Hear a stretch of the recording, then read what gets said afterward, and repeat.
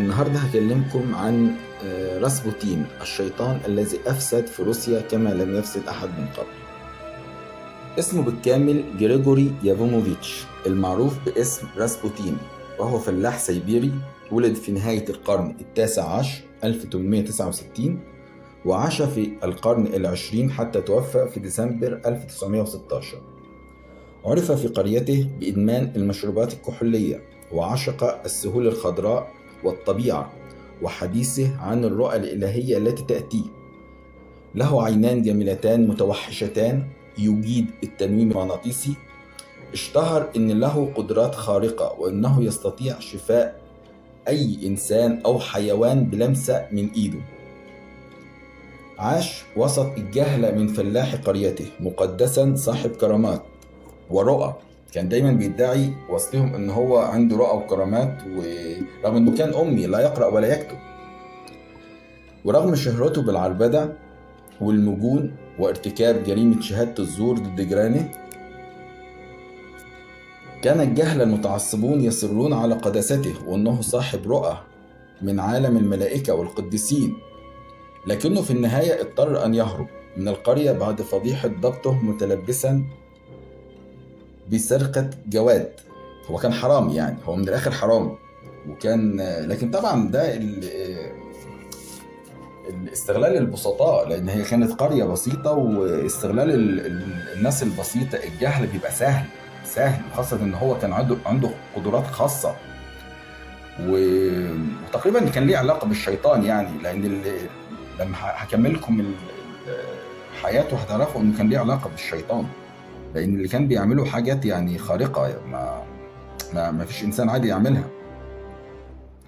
بعد كده انضم لطائفة دينية تسمى طائفة الخالستي، هي طائفة تؤمن بالأسم والتطهير، ينخرطون في ممارسة جنسية فاجرة وعهر، ثم يمارسون التطهر بتعذيب أجسادهم وجلدها.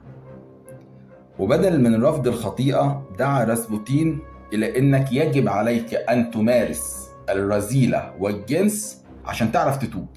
يعني فكر غريب جدا، قال لك لو أنت ما مارستش الخطيئة والرذيلة إزاي هتتوب؟ ربنا بيحب التوبة، فأنت لازم تغلط عشان تعرف تتوب. ده فكر طائفة اسمها طائفة الخالستي. على فكرة الطائفة دي موجود منها لغاية يومنا هذا، يعني في ناس بتعتنق هذا الفكر. وبعد كده اتوب ازاي؟ اقعد اجلد في جسمي ونفسي واعذب في نفسي عشان يعني بقدم توبة، وتاني يوم اول ما يصحى الصبح ارجع للفجور والعهر والزنا مرة اخرى وشرب الكحوليات وكل شيء، واجي بالليل اتوب. فطبعا يعني فكر غريب. دي طائفة الخالستي اللي هو كان بيتبعها راسبوتين. طبعا لما اتعرف في قريته ان هو حرامي، طبعا ساب القرية وذهب للعاصمة الروسية، وقدر يوصل انه يتعرف على القيصر نيكولا اخر قياصرة روسيا وزوجته الامبراطورة الكسندرا. هقول لكم ازاي اتعرف عليها. كان ولي العهد يعاني من مرض سيولة دم وراثي، كان عنده سيولة في الدم ويتعرض لنزف مستمر يعجز الأطباء عن إيقافه، لدرجة أن القصر أعد بيانا ينعي فيه ولي العهد. ولكن يتدخل هذا الراهب الخالستي ويعلن أنه قادر على شفاء الأمير الصغير، وفعلا يستطيع بطريقة ما أن يصنع إحدى معجزاته ويشفي الأمير الصغير. يقال أنه استخدم التنويم المغناطيسي وقلل عدد نبضات قلب الأمير، فتحكم في سيولة الدم وأوقف النزيف. في ناس بيقول يعني قدر يشفيه عن طريق التنويم المغناطيسي، والآخر بيؤكد إن هو كان ليه علاقة بالشيطان. يعني الموضوع بالفعل كله شيطاني في شيطاني، يعني محدش عارف طبعا الحقيقة فين. يصبح راسبوتين الرجل الأقوى في الدولة والمستشار المقدس الذي لا ترد له كلمة عند الإمبراطور والإمبراطورة. الرجل القوي يستفز بنفوذه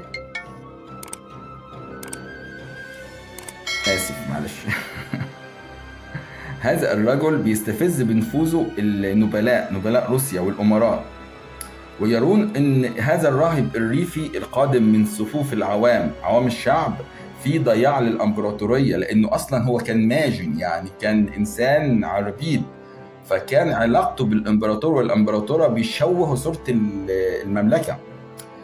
فحبوا يعملوا يعني ايه، يقتلوه. فيعني اتكلموا مع داعرة كان على علاقة بيها عشان تقتله، وفعلا نجحت انها تضربه بسكين، ولكن الأطباء استطاعوا ينقذوا هذا الراهب الشيطان.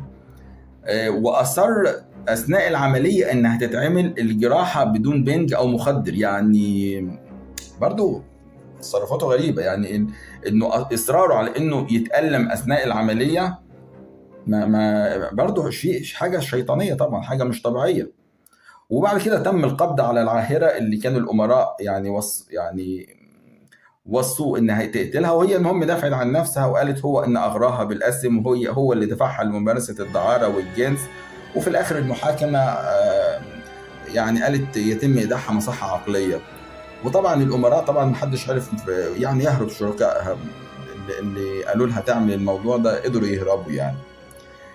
طبعا بعد كده يزداد نفوذ الراهب هذا الراهب الفاجر، ويعني يكاد يكون هو الحاكم الفعلي للبلاد. هو سيطر على الامبراطور والامبراطوره بعد ما هو شفى ابنهم، فهم خلاص اعتقدوا ان هو فعلا قديس. هو طبعا لا قديس ولا حاجه. وابتدى هو اللي يعين الوزراء ويقلهم ويضع الموالين له في اعلى المناصب، ويقصي اعدائه والمعارضين، يغدق الاموال والبركات، وينزع الاملاك والالقاب، لدرجة إن أصبح اسم مدينة سان بطرسبرغ الروسية باسم مدينة الشيطان بسبب يعني السلطة اللي كان فيها. هو كان أخذ سلطة طبعا لأنه متقرب جدا من الإمبراطور والإمبراطورة وحاطين فيه ثقة.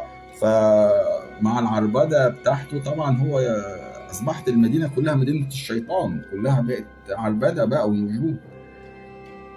في النهاية يستدرج مجموعة من الأمراء راسبوتين بحجة لقاء فاتنة أرستقراطية تريد لقائه، ويسقونه من الفودكا الروسية معروفة طبعا، ويضعون سم السيانيد بداخلها بكميات كبيرة خفية لقتله بسهولة.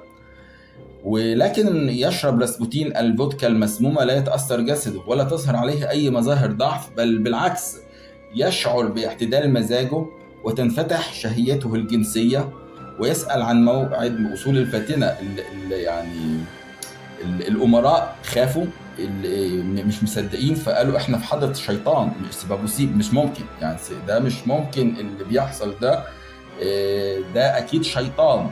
خافوا فراحوا قالوا يعني اجتمعوا احنا لازم نضربه بالنار مرة واحدة. وفعلا يعني طلعوا مسدساتهم وضربوه برصاص كتير يعني، ولغاية ما وقع جسمه كله طبعا دم.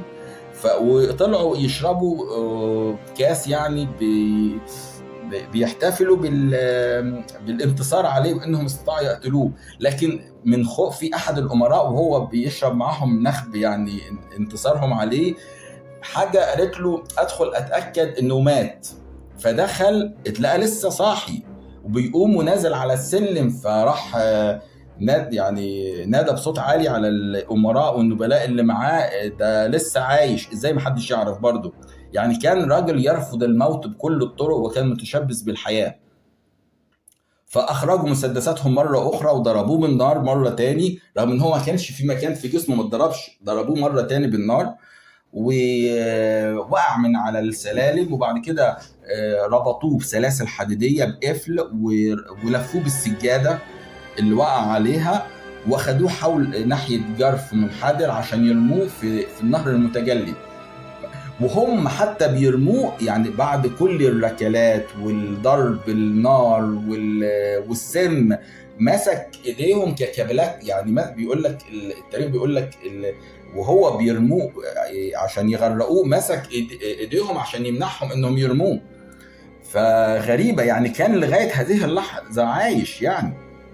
وفعلا نجحوا انهم يرموه في النهر المتجلد ده، وبعد عدة ايام يتم العثور على الجثة. المفاجأة لم يمت راسبوتين لا بالسم ولا بالرصاص ولا الضرب ولا الركلات ولا اي شيء، وكمان استطاع يفك قيوده. يعني لما تم العثور كان قيوده الحديدية مفكوكة، هم كانوا يعني رابطينه بحديد عشان ما يعرفش يهرب.